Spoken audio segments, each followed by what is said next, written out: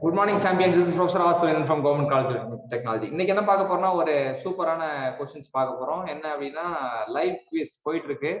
இப்ப மெய்யர் எக்ஸ்பான்ஷன் பால்ல வந்து என்ன driven by எவ்வளவு டிகிரி இருக்கும் அப்படின்னா மெய்யர் அப்படின்றது வந்து எவ்வளவு அப்படின்றது மெய்யர் எக்ஸ்பான்ஷன் பால் அப்படின்றது 25 to 30 டிகிரி சொல்றாங்க. which are the following is mostly used in gear production. gear productionக்கு என்னென்னலாம் யூஸ் பண்ணுவாங்க?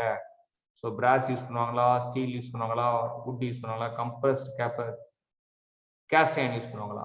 ஸோ நம்ம ஸ்டீல் போடலாம். Yes, steel is the right answer.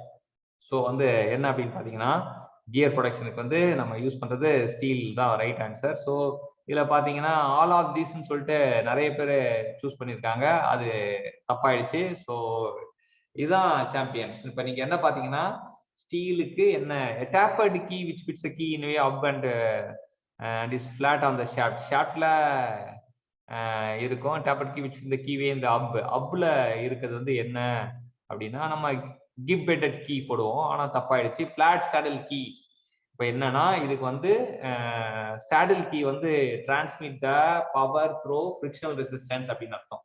saddle key வந்து transmit the power through frictional resistance அப்படின்றது அர்த்தம். ஸோ அதுதான் சாம்பியன்ஸ். நம்ம என்னன்னா இப்போ சிலிண்ட்ரிக்கல் டிஸ்கா இருக்கிறது வந்து நம்ம உட்ரஃப் கீ தான் வந்து நம்ம போடுறோம், அது கரெக்டான ஆன்சரா இருக்கு. செக்மெண்டல் கிராஸ் செக்ஷன்ல இருக்குது என்ன அப்படின்னா சிலிண்ட்ரிக்கல் டிஸ்க்ல இருக்கிறது வந்து உட்ரஃப் கீ அப்படின்றது தெரியுங்களா. நிறைய பேர் கிப்ட் கீன்னு போட்டிருக்காங்க, ஆனா சிலிண்ட்ரிக்கல் டிஸ்க் கிராஸ் செக்ஷனுக்கு உட்ரஃப் கீ தான் கரெக்டான ஆன்சர். ஸோ நல்ல சூப்பரான கொஸ்டின் இது. அடுத்தது பாத்தீங்கன்னா இப்ப நமக்கு இதுல என்ன அப்படின்னு பாத்தீங்கன்னா இதுல ஒரு 6 பேரு கரெக்டா எழுதிருக்காங்க. இதுல ஒரு 2 பேரு டிரான்ஸ்வர்ஸ் ஃபில்லட் வெல்ட் வந்து டென்சைல் ஜாயிண்ட், டீக்கு டி ஞாபகம் வச்சிருக்கோம். டிரான்ஸ்வர்ஸ் இது parallel fillet weld joint shear strength வரும், பேரலல் ஃபில்லட் வெல்ட் ஜாயிண்ட் வந்து ஷியர் ஸ்ட்ரென்த் வரும்.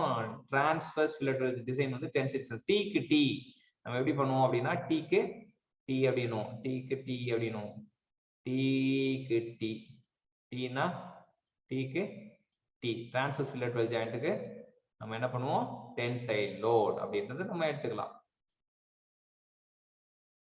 இப்போ கொஞ்சம் பேர் பெண்டிங் ஸ்ட்ரென்த், கொஞ்சம் பேர் shear strength. Steam engine distance by which outrage these overlap அப்படின்றது ஸ்டீம் லேப் நோட்டா எக்ஸாஸ்ட் லேப். எக்ஸாஸ்ட் லேப்பை நம்ம சூஸ் பண்ணுவோம், தப்பா இருக்கு. அது பேர் ஸ்டீம் லேப் அப்படின்னு சொல்றாங்க. ஸ்டீம் இன்ஜின்ல distance by which outrage of the slide valve which overlap the steam potனால அது ஸ்டீம் லேப் அப்படின்றது தான் இது.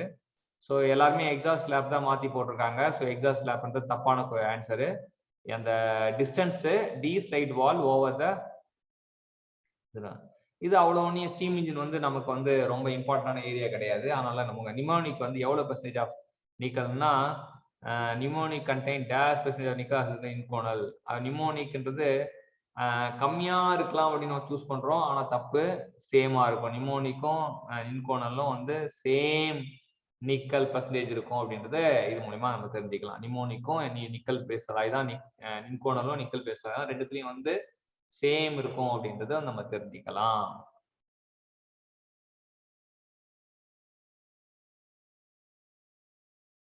இப்போ ஆர்க் வெல்டிங்ல ஐஸ் வந்து எதை வச்சு ஐஸ் வந்து infrared and ultra violet race வந்து ப்ரொடெக்ட் பண்ணி ஆகணும். ஸோ கரெக்ட் ஆன்சர் நம்ம வந்து சூஸ் பண்ணது கரெக்ட் ஆன்சர். இப்போ என்னன்னா கொஞ்சம் ஸ்டூடெண்ட்ஸ் லாவண்யா, ஜெயபிரகாஷ், கணேஷ், கனு எல்லாம் கரெக்டாக எழுதியிருக்காங்க. ஸோ இது அல்ட்ரா ஸ்பார்க்ல இருந்து இது பண்ணணும் கிடையாது, ஸ்பார்க்ன்றது லேமேன் வேர்டு, ஆனால் உள்ள நுழைஞ்சு பார்த்தா இன்ஃப்ராரெட் அல்ட்ரா வயலட் ரேஸ்னால தான் இதுவாகவும் தெரிஞ்சுக்கலாம். Thank you champions. நெக்ஸ்ட் ஒரு அடுத்த கொஸ்டினுக்காக வெயிட் பண்ணிருக்கோம். டை எலக்ட்ரிக் எங்க யூஸ் பண்ணுவாங்க? டை எலக்ட்ரிக் வந்து இடிஎம்ல யூஸ் பண்ணுவாங்க. ஸோ இடிஎம்ல உள்ள டி தான் நமக்கு பிட்டு. இடிஎம்ல நமக்கு என்ன பண்றோம் அப்படின்னா இடிஎம்ல நம்ம என்ன பண்றோம்னா டை எலக்ட்ரிக் அப்படின்றத வந்து நம்ம ஸோ இ சிறுசா போட்டுக்கிறோம். So D. ஸோ இங்க பாருங்க ரிவர்ஸ்ல பாருங்க, ரிவர்ஸ்ல தான் டிஇ. டினா டை எலக்ட்ரிக் அப்படின்னு வச்சுக்கலாம். டினா டை எலக்ட்ரிக் அப்படின்னு வச்சுக்கலாம். ஸோ அடுத்த question thrust bearing load. Load வந்து த்ரஸ்ட்னா வச்சுங்களேன் along the axis of rotation கிடையாது, perpendicular to the axis of rotation அப்படின்னு வச்சுக்கலாம். Perpendicular to the axis of rotation சொல்லலாம். நம்ம ஒரு வாட்டி கிளிக் பண்றோம்.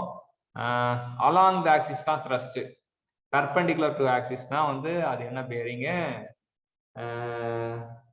ரேடியல் பியரிங் அப்படி சொல்லலாம். அது பேர் radial bearing. So along the axis வந்து thrust bearing. Axis of rotation தான் வந்து த்ரஸ்ட் பியரிங் அப்படின்னு தெரிஞ்சுக்கலாம். Secondary unbalance force is maximum dash in 1 revolution of crank. So ஒரு ரெவல்யூஷன் ஆஃப் கிராங்க்ல வந்து எவ்வளோ வரும் அப்படின்னா நம்ம வந்து 4 போடுவோம். Yes, it is correct. 4 in 1 revolution of crank வந்து செகண்டரி அன்பேலன்ஸ் ஃபோர்ஸ் வந்து ஒரு ரெவல்யூஷன்ல 4 தடவை வந்து மேக்ஸிமம் தொடும் அப்படின்றாங்க. செகண்டரி அன்பேலன்ஸ் ஃபோர்ஸ் 4 டைம் வரும் அப்படின்றாங்க. அதான் செகண்டரி அன்பேலன்ஸ் ஃபோர்ஸோட சிறப்பம்சம் தெரிஞ்சுக்கலாம்.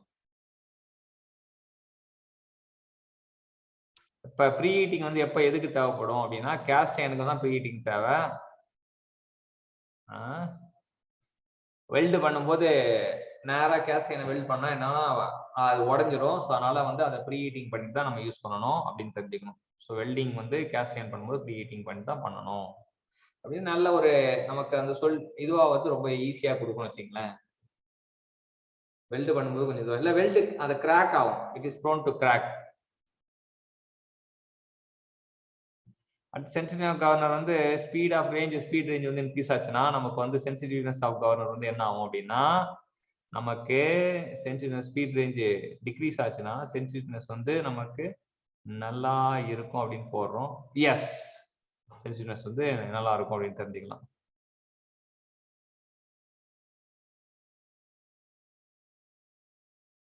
இது சூப்பரான கொஸ்டின். சென்சிட்டிவ் ஸ்பீட் ரேஞ்ச் குறையும் போது அது இன்க்ரீஸ் ஆகும். ரெண்டும் inversely proportional. Saturation temperature of the steam with increase in pressure increases அப்படின்னு சொல்றாங்க. இது வந்து rapidly pressed and slowly அப்படின்றதான் வந்து கரெக்டா இருக்க முடியும். ஏன்னா ஃபர்ஸ்ட் ரேபிடா இருந்து அப்புறம் ஸ்லோலியா இருக்கும் அப்படின்னு தெரிஞ்சுக்கலாம். சேச்சுரேஷன் டெம்பரேச்சர் இன்க்ரீஸ் ஆகும்போது. Thank you champions. ஸோ இன்னைக்கு இந்த கொஸ்டின்லாம் உங்களுக்கு ரொம்ப யூஸ்ஃபுல்லா இருக்கும் அப்படின்றது நம்புறேன். இதை ப்ராக்டிஸ் பண்ணுங்க. Then you will get correct